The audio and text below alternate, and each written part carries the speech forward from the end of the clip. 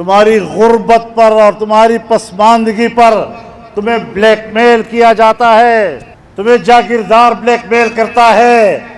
پھر تھانے میں تیرے ساتھ کون جائے گا؟ پھر اگر میں نے تھانے میں تمہیں پکڑ لیا تمہیں کون چھڑائے گا؟ جمعیت والوں ذرا اپنی جان میں جان پیدا کرو، جمعیت والوں اپنے اندر ذرا قوت پیدا کرو، غیرت پیدا کرو۔ مولانا امان اللہ صاحب اور خواجہ مدثر سے کہنا چاہتا ہوں، اپنے اندر غیرت پیدا کرو۔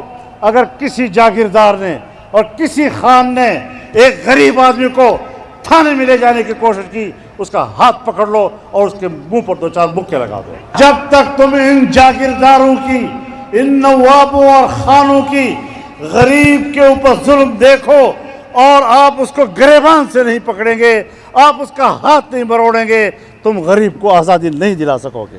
اس لیے قوت بنو، اس لیے سیاسی قوت بنو۔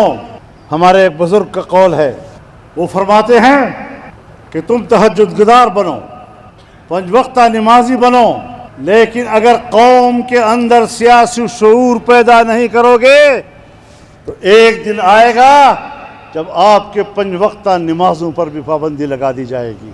انبیاء نے سیاست کی، علماء کرام نے ان کی سیاست کو پکڑا ہے اور آج تک اس شمع کو زندہ رکھا ہے۔ تو غریب کا ساتھ دو، غریب کو تحفظ دو۔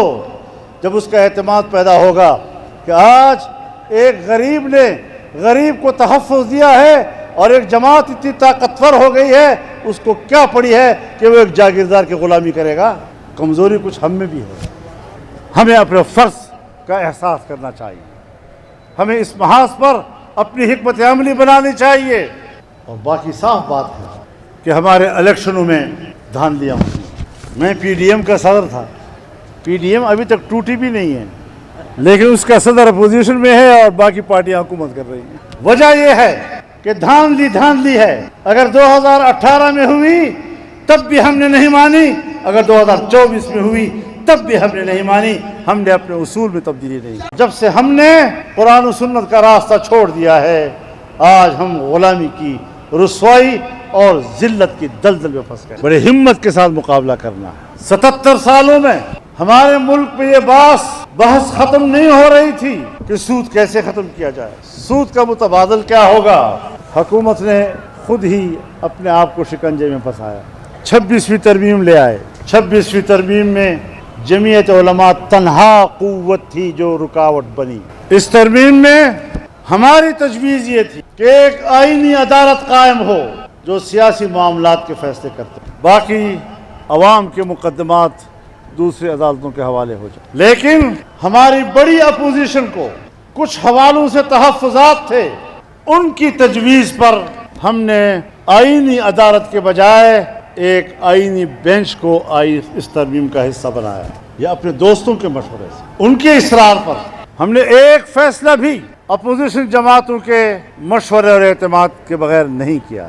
تو پھر اثر نو لوگوں کو بے خبر رکھ کر نئے مسائل پیدا کیوں کیے جا رہے ہیں؟ ہم نے پاکستان کی تاریخ میں پہلی مرتبہ اس بات کو آئین کا حصہ بنایا کہ 1 جنوری 2028 سے پاکستان کے اندر سود مکمل طور پر ختم کر دیا جائے۔ کچھ لوگوں نے اعتراض کیا کہ 2028 1 جنوری، اور میں نے کہا 2028 کا 1 جنوری آپ کو نظر آتا ہے اور وہ جو سن 1947 سے آج تک وہ نظر نہیں آتا؟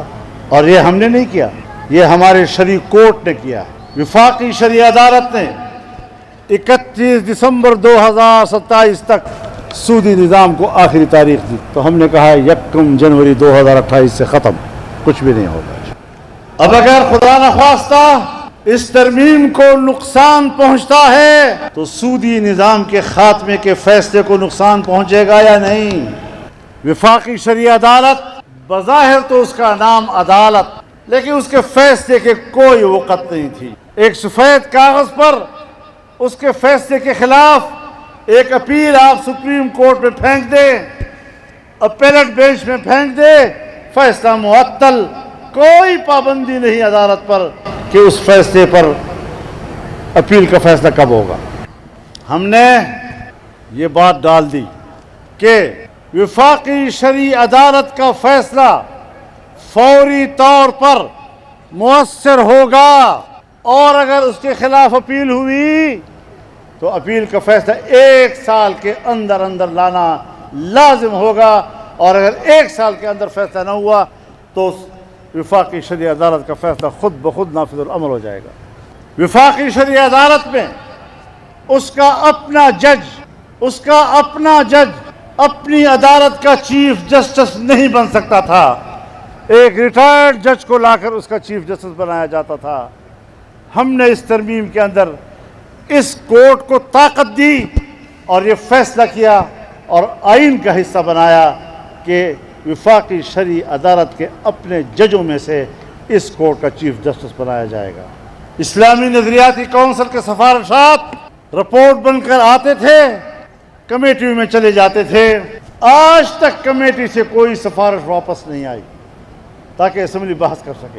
اب ہم نے اسمبلی کے اندر اس کو زیر بحث لانے کو آئین کے ذریعے پابند کر دیا ہے کہ باقاعدہ اسلامی نظریاتی کونسل کی سفارشات پر ایوان میں بحث کی جائے، کہ بحث ہوگی 2 فریق بن جائیں گے، پھر شریعت کے مطابق فیصلہ نہیں ہوگا تو آئین اجازت نہیں دیتا۔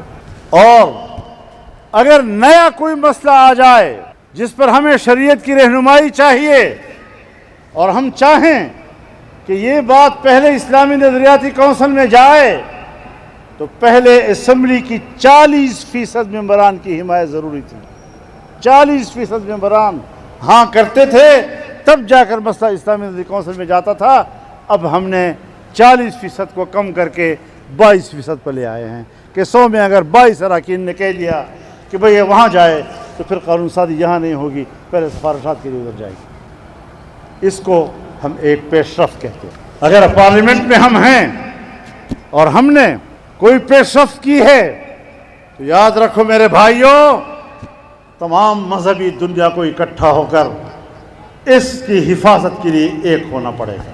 جس طرح ہم نے پہلے روز ان حصوں کی متفقہ طور پر حمایت کی تھی، آج بھی ہم نے اسے متفقہ طور پر اس کا تحفظ کرنا۔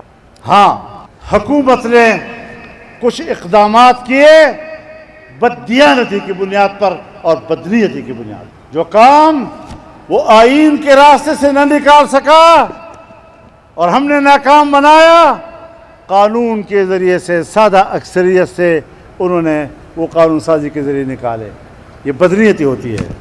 جب ایک دفعہ 2 دن پہلے ایک آئین پاس ہوا اور آئین میں ایک معاملہ طے ہو گیا، اس کے بعد اس کا احترام ضروری ہے۔ آپ نے فوری طور پر ایسے اقدامات کیے جو اس آئینی ترمیم کے روح کے منافی تھے۔ تم نے آئین کی توہین کی، تم نے پارلیمنٹ کی توہین کی ہے، تم نے پارلیمنٹ کی 2/3 اکثریت کی توہین کی ہے، اور سادہ اکثریت کے ذریعے سے تم نے بدنیتی سے قانون پاس کیے ہیں۔ تو ہمیں اس حوالے سے بھی حکومت کو نشانہ بنانا پڑے گا، حزب اختلاف کو وحدت کا مظاہرہ کرنا پڑے گا۔ اس احساس کے ساتھ ہم پاکستان میں سیاست کر رہے ہیں، پارلیمنٹ کے اندر ہم کردار ادا کر رہے ہیں، آپ کی طرف سے ہم نمائندگی کر رہے ہیں، ہر چند کہ آپ ہمیں ووٹ تو نہیں دیتے۔ تو میرے محترم دوستو، انشاءاللہ العزیز یہ سلسلہ جدوجہد جاری رہے گا اور اس خطے میں تبدیلیاں آئیں گی۔ جمعیت علماء اسلام یہاں تبدیلیاں لائے گی، لوگوں میں شعور بیدار کرے گی، ہمت و مردانگی آپ کے اندر لائے گی، اور آپ کے اندر ایک خود اعتمادی لائے گی، ملک کے اندر بھی اسلام کے لیے، باہر بھی امت اسلامیہ کے لیے۔